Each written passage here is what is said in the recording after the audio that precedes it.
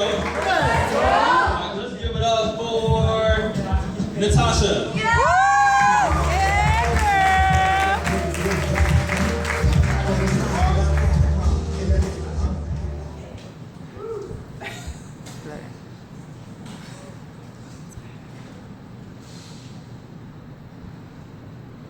Let's go, poet. They are saying she hung herself. Let's go. Okay, come on. They are saying asphyxiation was the cause, the final cure for a lost, childless, militant mom. They are saying she popped pills for depression, battled PTSD-riddled mind, and after fighting for so long, being in captivity was the hardest pill to swallow. They are saying a trash bag defeated her 6-foot frame. How ironic. We are always garbage before we are gods. We are always dead before we are heroes, and your heroes always fly, so why must ours swing? They are saying she must live in her mugshot.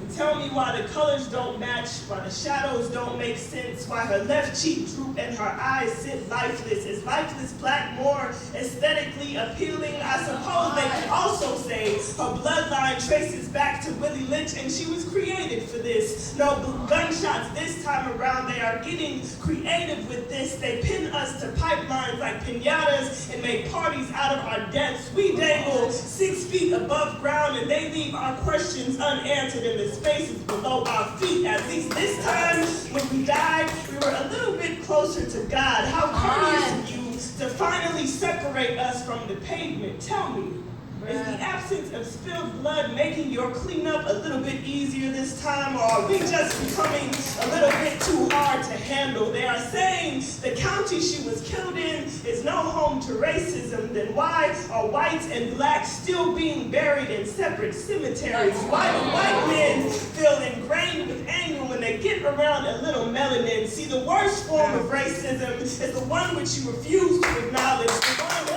that is 200 years old and still sits on your subconscious. In a place known for lynchings, we hang at half-mast, us black flags killed by knights who have removed their white masks. But they are saying she hung herself. They are saying she wanted to die, that she willed it to be so much she would dangle from a beam 1 whole foot shorter than she stood. Can you imagine the will it would take to force yourself to hang? But that is the story. That is what they want us to believe. They will continue to murder us and then taint our memories. Our greatness is what scares them, so they paint us depressed. They paint us resistant. They paint us confused. They paint us niggas with no respect, trying to bring down a system that was built to oppress. They call us everything but human. They are not so silently saying that we have no place here. They are saying that we killed ourselves, but those sea of dead bodies will spring from the grave.